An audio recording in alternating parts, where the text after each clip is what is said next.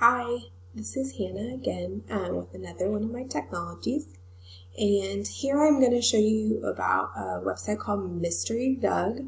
And this is a website where students can submit questions. Like this one right here at the top says, "Can you make lava?" And you play a video, which is super engaging, about 5 minutes in length for each one. And students learn from this man named Doug about the answer and scientific reasons and research behind the questions that they ask. And you can search back for different questions that he's answered in the past. Like I said, you can submit your own questions, and you can search by topic. It's just really informative, and I would say if you're going to research something, this would be a great thing to use with students.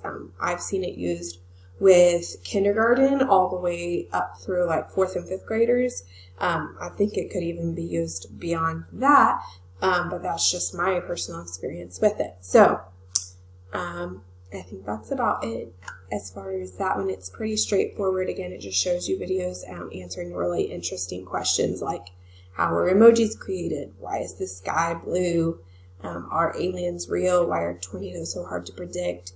So you can find, and the reason these are locked is you have to send an email to invite teachers, but you can search back if you want to see previous videos and get other ones unlocked, but it's just really informative and educational videos. Hope you enjoy.